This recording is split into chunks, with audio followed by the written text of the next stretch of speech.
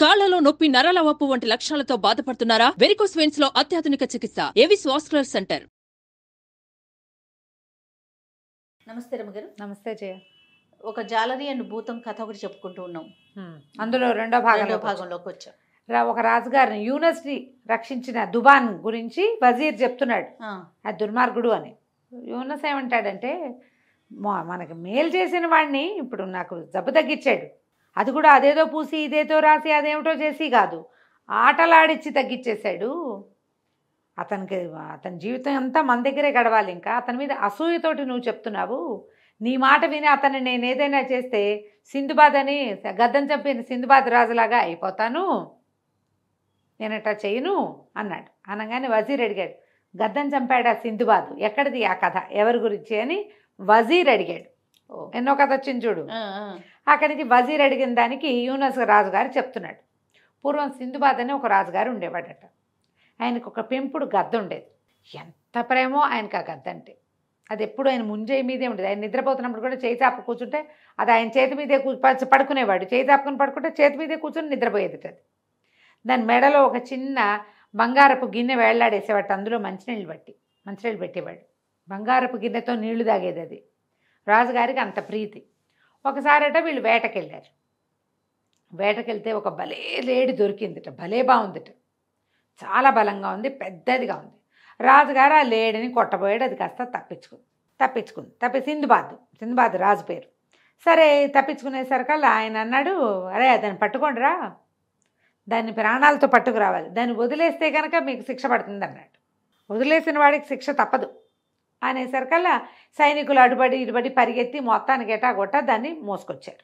దాన్ని పట్టుకొస్తే అది ఇట్లా రాజుగారి ఎదురుగుండా నిలబెట్టారు దాన్ని.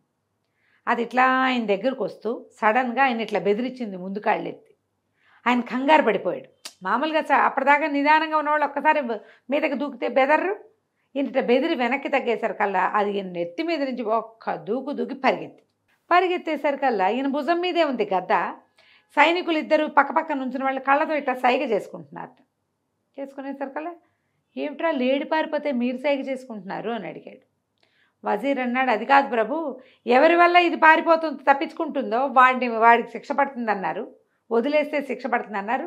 సైనికులేమో తీసుకొచ్చి మీకు అప్పచెప్పారు. ఇప్పుడు వదిలేసింది ఎవరు? తమరు. అంతేగా అనగానే రాజు అన్నాడు, అదేమిటి, నా శిక్ష నేనే వేసుకుంటానా, నాకు మంచినీళ్ళు వద్దు, ఏమొద్దు, ఇప్పుడు ముందు ఇలా లేడిని పట్టుకొస్తానని మళ్ళీ రయ్యమని గుర్రం ఎక్కాడు. ఎక్కి ఇక పరిగెత్తాడు, ఎక్కడికో వెళ్ళిపోయాడు ఆ లేడిని వెంబడబడి. ఆ గద్ద కూడా ఈయన్ని ఫాలో చేస్తే ఆయన భుజం మీదే కూర్చుంది. చివరికి లేడిని కొట్టాక ఏమైంది, అప్పుడు ఆయనకు ఒళ్ళు తెలిసింది, తను చాలా దూరం వచ్చేసానని. ఆ వెర్రి పరుగుతోటి ఆ గద్ద ఆయన భుజం మీద అట్లా కూర్చుని ప్రయాణం చేయదు, పైన ఎగురుకుంటూ వస్తుంది. ఆయన ఎక్కడైనా ఆగితే అప్పుడు భుజం మీద వాళ్తుంది. ఆయన ఆగమంటున్నాడు. ఆయన ఏమనుకున్నాడు, దాహంతో ప్రాణం పోతోంది, ఇది కూడా రొప్పుతోంది, దానికి నీళ్లు కావాలి, దాని మెళ్ళ బంగారు గిన్నె వేళ్లాడేసి ఉంటుంది, ఆ గిన్నెలో నీళ్ళు అయిపోయినాయి. గుర్రము దాహంతో ఉంది అని చెప్పి గుర్రం మీదకి చూస్తే ఏదో చిన్న పళ్ళెం, దానికి నీళ్లు పెట్టడానికి ఇంత పళ్ళెం అంటుతుంది. సరే అటు ఇటు చూస్తే ఒక చెట్టు మీద నుంచి ధారగా నీళ్లు కారుతున్నాయి. ఆయన ఏమనుకున్నాడు, బాగా పరీక్షించాల, పైనుంచి ఏదో జలపాతాల మీద నుంచి చెట్టు మీద పడుతున్నాయని ఆ నీళ్లు ఇట పట్టాడు ఆ చిన్న పాత్రతోటి. సరే ముందు చేతితోటి పట్టుకుని ఆ పక్షికి మెళ్ళలో పోసాడు. ఆ మెళ్ళలో గిన్నె ఉందిగా, అది తోసేసింది నీళ్ళని. ఆయనకు అర్థం కాలేదు. సరే ఏం చేశాడు, మళ్ళీ నీళ్లు పట్టాడు, గుర్రానికి పళ్ళెంలో పోసాడు. ఆ గద్ద ఏం చేసింది, ఒక తన్ను దన్నేసింది ఆ గిన్నెని. ఆయనకి అర్థం కాలేదు, దానికి ఇంత పళ్ళె వల్ల ఉంటుంది, డిపలా ఉంటుంది, అందులో పోస్తే అవి కూడా తాగనివిటల్లా. సరే తను నీళ్లు పట్టుకుని ఇట్లా తాగబోయాడు. దాహంతో ప్రాణం పోతుంది, గుర్రం కూడా చచ్చిపోతే అది దాహంతో నేను ఎక్కడికి వెళ్తాను, ఈ గద్ద శనిమోహంది, అది నీళ్లు తాగదు, గుర్రాన్ని తాగనివ్వట్లేదు, నేనైనా తాగుదామని ఇట్లా పట్టుకునేసరికల్లా అది ఒక్క తన్ను దనింది రాజుగారిని. ఆ గద్ద తన్నేసరికల్లా ఆయన కోపంతో మొదలో ఒక కత్తి ఉంటుంది, కత్తి పెట్టి ఒక్క వేటేశాడు. దాని మెడ కాస్త తెగింది, అది ఇట్లా పైకి చూస్తూ కింద పడి చచ్చిపోయింది. అప్పుడు అది పైకి సైగ చేస్తోందని పైకి చూస్తే ఏంటంటే ఎక్కడి నుంచో నీళ్లు పడుతుంటే ఒక 8-10 పాములు ఉన్నాయి ఆ పైన. ఆ పాములు విషం కక్కుతున్నాయి, ఆ నీళ్లతో కలిసి ఆ విషం కిందకు వస్తుంది. ఆ గద్ద చూసి కేక వద్దని, దానికి మా నోరు లేదు, నీళ్ళు వద్దంటాం ఒకటే దానికి తెలుసు, అది చూసింది కాబట్టి. అది మామూలుగా అయితే పాముల మీద పడుతుంది గద్ద. కానీ ఈ సమయంలో ఏంటి, అది ఎంతసేపటి నుంచో ఎగురుతోంది, దానికి నీటి అవసరం, అలసటగా ఉంది. లేకపోతే పాముల్ని కలబడిపోను, అవి ఇట్లా చెట్టుకు చుట్టుకుని రక్తం విషాన్ని వెళ్ళగక్కుతున్నాయి బయటికి. రాజు నిర్కాంతపోయాడు. ఏం చేస్తాడు, తెల్లబోయాడు. అట్లాంటి సింధుబాద్ ఏం చేస్తాడు, ఆ తర్వాత ఆ గుర్రాన్ని తీసుకుని మెల్లిగా నడుచుకుంటూ చేరుకున్నాడు. గద్దని పోగొట్టుకున్నాడు. తన ప్రాణాలు రక్షించిన గద్దని తన చేత్తోటే చంపేశాడు. అంతేకాకుండా చిలకను చంపిన మనిషిలాగా నేను పాపాత్ముడిని కాలేను, ఈ గద్దని చంపిన సింధుబాద్ లాగా తెలివి తక్కువ వాడిని కాను, ఓకే, చిలకను చంపిన మనిషిలాగా పాపాత్ముడిని కాలేను అన్నాడు. అనగానే వజీర్ అడిగాడు, చిలకని ఏ మనిషి చంపాడు అని ఆ కథ, రెండో కథ అడిగాడు. పూర్వం అట ఒక వ్యాపారస్తుడి దగ్గర, రాజుగారు చెప్తున్నాడు అనమాట, యూనస్ చెప్తున్న కథ ఇది. ఒక వ్యాపారస్తుడి దగ్గర ఒక చిలక ఉండేది. చిలక మాట్లాడేదట. ఈయన ఆ వ్యాపారస్తుడే ఒక రోజు పిల్లని తీసుకొచ్చి చిన్నగా ఆహారం పెట్టి పెంచాడు.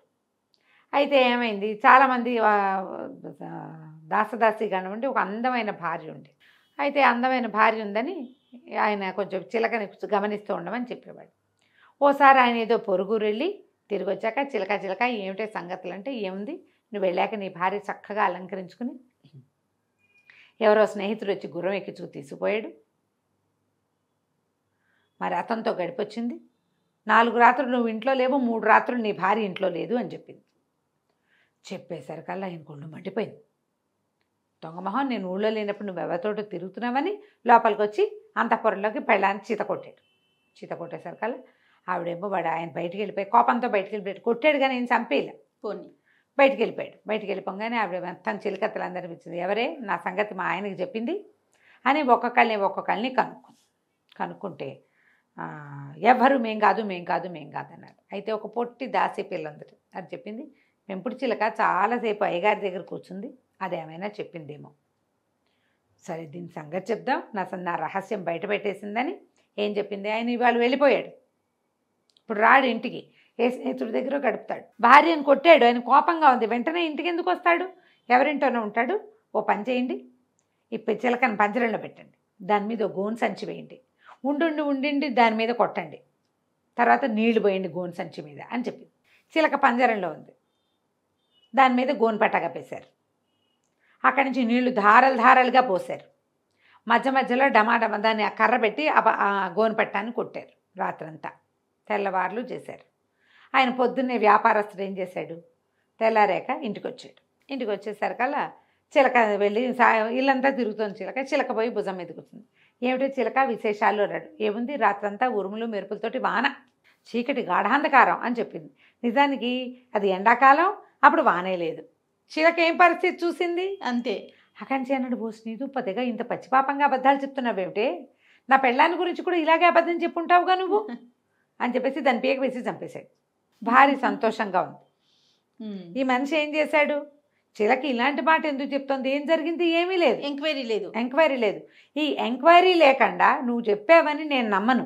ఈ సింధుబాద్ గద్దను చంపిన సింధుబాద్ లాగా తెలివి తక్కువ పని చేయను, మనిషిని చంపిన చిలకను చంపిన మనిషిలాగా పాపాత్ముడిని కాలేను, వైద్యుడి మీదకి వెళ్ళడానికి వీల్లేదన్నాడు రాజు. ఆ వైద్యుడికి మీద వజీరు ఏం చెప్పి రాజు మనసు విరిచేశాడో మనం వచ్చే భాగంలో తెలుసుకుందాం. వా, ఎన్ని ట్విస్టులు అండి. కానీ స్టోరీలు భలే బాగున్నాయి కదా, ఆలోచింపచేసే విధంగా ఉన్నాయి. అవును. నమస్తే రమ్మగారు. నమస్తే. సుమన్ టీవీలో మీ పర్సనల్ అండ్ బిజినెస్ ప్రమోషన్స్ కోసం కింది నెంబర్కి కాంటాక్ట్ చేయండి.